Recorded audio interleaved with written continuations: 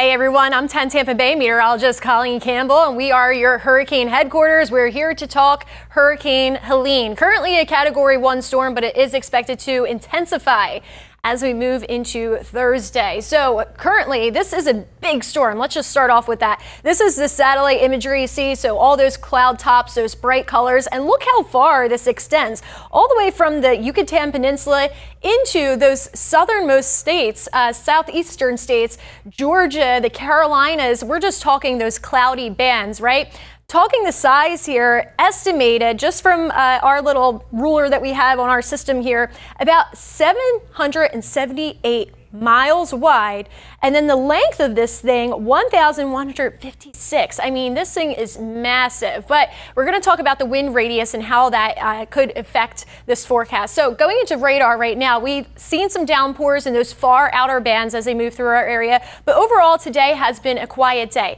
It's been a day that we've said, get all your prep together because tomorrow is when things will rapidly change. So today, yes, some of you may have run into a downpour, some nasty weather, some thunder, some lightning, but overall, most of our area was quiet, just dealing with cloudy conditions. If I extend this picture though, you can see how we had much heavier rain to the south of us here. So we're just getting started. This is the far outer bands that we're experiencing right now. And that rain will become more numerous as we move into tomorrow. But the flooding that we're experiencing, it's not really concerned flooding, it's storm surge that we're concerned about. And don't forget, the two are separate. Let's go into the track. First of all, we are expecting this to start off as that Category 1 status, but I want you to watch this where it goes from a Category 2 to a Category 4. Nearly skipping over the Cat 3 stage, right? That's because this thing is going to rapidly intensify as it enters into that warm body of the Gulf of Mexico plus lower wind shear. So this thing has nothing stopping it. And it is going to intensify pretty quickly ahead of landfall near the Big Bend area. Now you see these areas highlighted in the red, that would be your hurricane warnings. And then the areas in the pink, hurricane watch, which most of those areas you can see have been extended to that hurricane warning. And then we jump into a tropical storm warning, that blue color after that. This storm is forecasted to go inland. A lot of you have been asking, why is it not riding up the East Coast as some tropical systems do? That is known as the Fujiwara effect. So what's going to happen is we have another area of low pressure out there, and this is going to dance around that area of low pressure, and they're basically going to kind of conform here, and that's why this pushes us out to the west and kind of across the Midwest. So getting back to our area and what we're expecting, the forecasted winds. So this yellow circle that you see here, which is very broad, this is the tropical storm force winds. And then of course, as you get closer to the center, that's when we have the winds that are higher in intensity, right? So as we move into Thursday morning, this is important. That yellow circle is nearly taking up the entire peninsula, and that's just getting started tomorrow morning. We're talking 40-mile-per-hour winds to start, yes, but don't forget the Skyway bridges and as well as the Howard Frank, all those bridges to get over to Tampa Bay or back and forth will likely close once we hit those 40-mile-per-hour winds or greater. So if you have travel plans, which we don't recommend, just be aware that those bridges are probably going to close pretty early. The airport's closing tonight. As we move into the rest of the day, this storm is coming pretty close to us, right? That orange circle is where those hurricane force winds are. Now, this storm is expected to pass by Tampa Bay to the west by 160 miles. So those winds, of course, will be more intense closer to the center. But again, the impacts will be felt starting tomorrow morning for those tropical storm force winds. And then those winds will continue to affect areas like Georgia and portions of the Carolinas.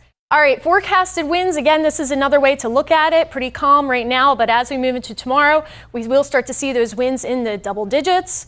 20-mile-per-hour wind speeds starting off, but here we go into the afternoon. The storm gets closer, and this is just sustained wind speeds, 37, 40 miles per hour, even greater than that in some spots. Higher gusts, of course.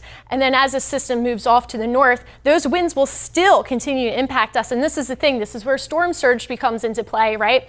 Because as those winds coming from the southwest, they will start off in the southeast, but as the storm passes to the west of us, those winds will take a turn, and that's when that water is pushed on shore, when we have those southwest winds. So that's when the storm surge goes into effect, right?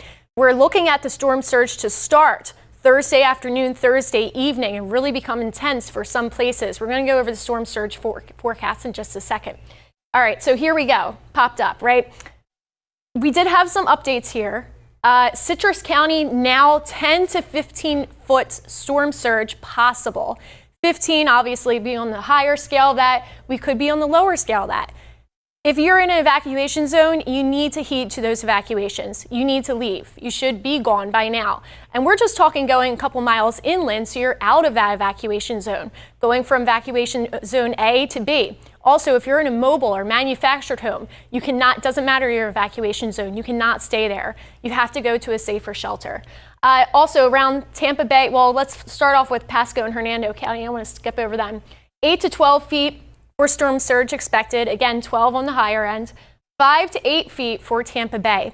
And then it goes down to 4 to 7 feet for Manatee and Sarasota, and then 3 to 5 for Southwest Florida. And I did want to go back to this because around the Big Bend area, look at this.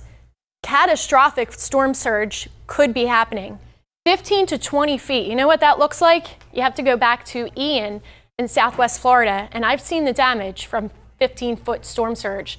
It's not something to take lightly.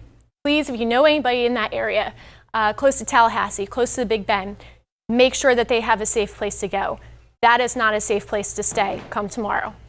As we look at our radar here, again, we will have those outer bands of rain start to really pick up the pace as we move into Thursday morning. Then we're expecting the storm to brush by us Thursday afternoon, Thursday evening. This is at 2 o'clock. It's just starting to approach our area. This is our in-house model, by the way. And then as we finish off Thursday evening into Thursday night, it is expected to make landfall ahead of midnight Friday. And again, landfall right now looks to be around the Big Bend area. How much rain we're expecting? This is freshwater rain, anywhere from 3 to 6 inches, most spots. Some areas could see upwards to 8 inches of rain, but that would, of course, be higher totals as you get closer to the Big Bend. And that's just fresh water.